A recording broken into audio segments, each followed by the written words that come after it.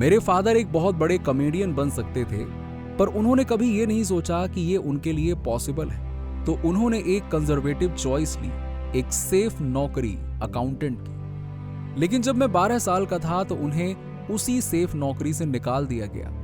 हमारी फैमिली को जिंदा रहने के लिए जो कुछ भी करना पड़ा वो हमने किया। अपने फादर से मैंने बहुत कुछ सीखा। सबसे बड़ा ये था कि आप फेल हो सकते हैं उस चीज में जो आप चाहते नहीं, तो क्यों ना उस चीज में चांस लो जो आपको प्यार है। पर यही एक बात नहीं थी जो उन्होंने मुझे सिखाई। मैंने देखा कैसे उनका प्यार और उनका सेंस ऑफ ह्यूमर दुनिया को बदल के रख देता था। मैंने सोचा ये कुछ वैसा है जो करने लायक है। थोड़ी ही देर में मैंने एक्टिंग करना शुरू कर दिया। लोग घर आते और उनका स्वागत एक 7 साल का लड़का करता जो सीढ़ियों से नीचे गिरते हुए ड्रामा करता है। लोग पूछते क्या हुआ और मैं बोलता पता नहीं, चलो रिप्ले देखते हैं। मैं ऊपर चढ़ता और वापस नीचे स्लो मोशन में गिरता। हमारा घर काफी अजीब था। मेरे फादर कहते हैं ये हम नहीं हैं, ये पूरा पिग है। वो मेरे टैलेंट को अपने दूसरे चांस की तरह ट्रीट करते थे। जब मैं 28 का था तो मुझे रियलाइज हुआ कि मेरे लाइफ का पर्पस हमेशा से लोगों को उनके दर्द और फिक्रों से आजाद करना था, बिल्कुल अपने डैड की तरह। तब से मैंने अपनी लाइफ को church of freedom from concern नाम दिया और इस मिशन में डेडिकेट हो गया। आपका मिशन क्या है? आप दुनिया को कैसे सर्व करेंगे? क्या आपका टैलेंट दुनिया की जरूरत पूरी कर सकता है? बस यही समझना है। आपका अनुभव सच में प्रेरणादायक है। ये सच है कि लोगों पर जो असर हम डालते हैं वो सबसे मूल्यवान होते हैं।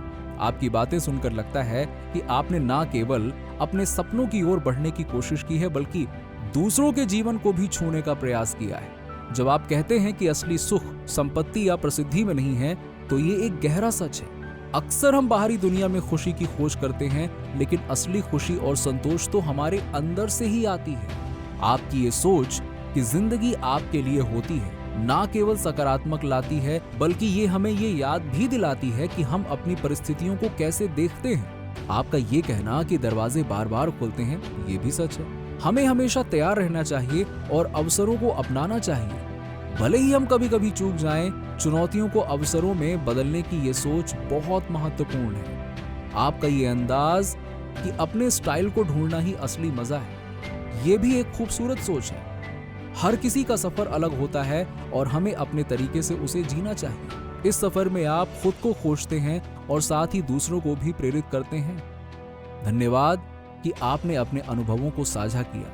आपकी बातें बहुतों को प्रेरित करेंगी। आपकी बातों में गहराई और प्रेरणा है। वास्तव में फेथ यानी कि विश्वास और होप यानी कि आशा में बहुत बड़ा अंतर है। जबकि आशा कभी कभी अनिश्चितता और कमजोरी का एहसास कराती है, विश्वास हमें शक्ति और स्थिरता देता है। विश्वास हमें उस आत्मविश्वास के साथ आगे बढ़ने की प्रेरणा देता है जो हमें अपनी सीमाओं से परे ले जा सकता है। आपका ये कहना कि हमारी वास्तविकता सिर्फ इस शरीर तक सीमित नहीं है बल्कि ये पूरे ब्रह्मांड का एक हिस्सा है, एक बहुत महत्वपूर्ण सोच है। ये हमें उस विशालता का एहसास कराता है जो हमारे अंदर और चारों ओर है। जब आप ये महसूस करते हैं कि आप एक कन्वर्टिबल ड्राइव में हैं, तो ये ना केवल आपके विचारों की स्वतंत्रता को दर्शाता है बल्कि ये आपके अंदर की ऊर्जा और खुशी को भी बताता है। आपका ये कहना कि डर का एक स्थान है लेकिन ये हमारा चुनाव है कि हम उसे कितना महत्व देते हैं, बहुत सही है। हम अक्सर अपने सपनों की ओर बढ़ने के डर और व्यवहारिकता के कारण रुकावट महसूस करते हैं, लेकिन अगर हम अपने दिल की सुने और अपने भीतर की इच्छा को पहचाने तो हम उन सीमाओं को पार कर सकते हैं जो हमें रोकती है। आपका ये संदेश कि आप जीवन में जो चाहते हैं उसे मांगना चाहिए, ये बहुत प्रेरणादायक है। ये हमें याद दिलाता है कि हम अपने सपनों और इच्छाओं को ब्रह्मांड में भेज सकते हैं और वो हमें उन तरीकों से मिल सकते हैं जिनकी हम कल्पना भी नहीं कर सकते। ये सोचना कि हम एक नई चेतना के अग्रदूत हैं, ये हमें एक खास पहचान देता है। ये एक ऐसा समय है जब हम विचारों और नए नेतृत्व की आवश्यकता महसूस करते हैं। आपके अनुभवों और विचारों के साथ आप ना केवल अपने लिए बल्कि दूसरों के लिए भी एक मार्ग प्रशस्त करते हैं। आपकी बातें दूसरों को प्रेरित करेंगी कि वो अपने भीतर की शक्ति को पहचाने और उस पर विश्वास करें। धन्यवाद कि आपने ये सब साझा किया।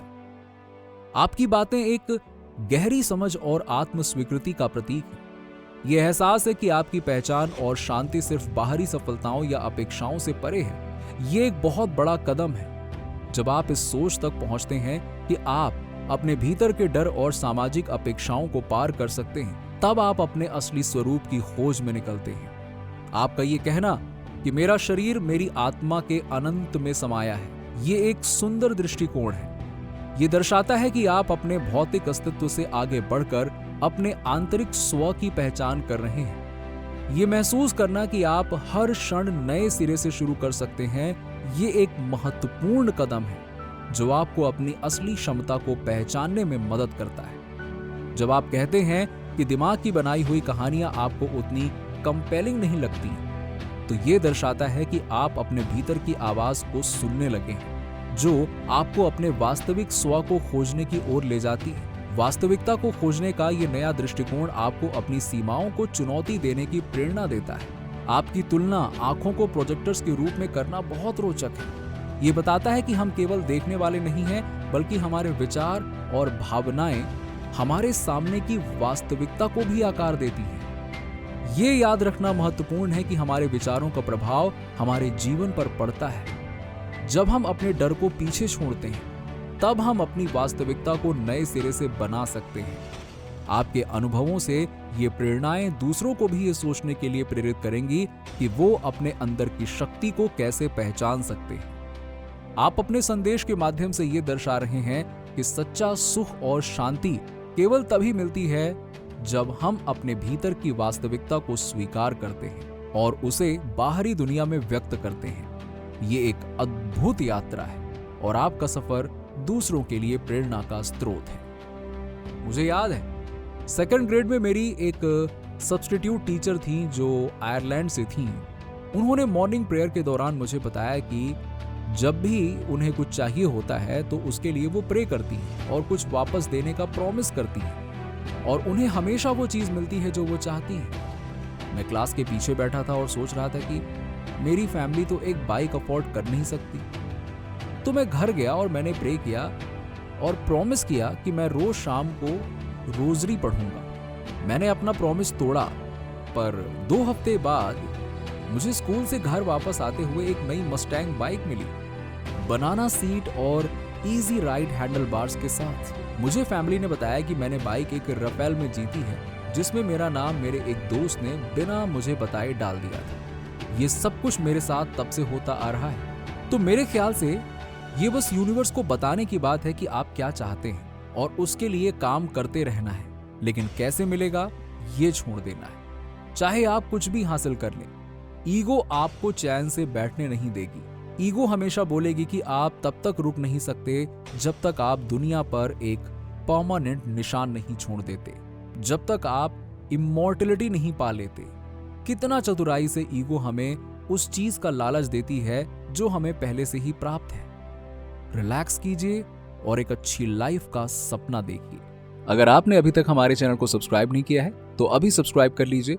साथ ही नीचे कमेंट में आई एम ग्रेटफुल लिखकर यूनिवर्स की सभी ब्लेसिंग्स के लिए ग्रैटिट्यूड दिखाएं।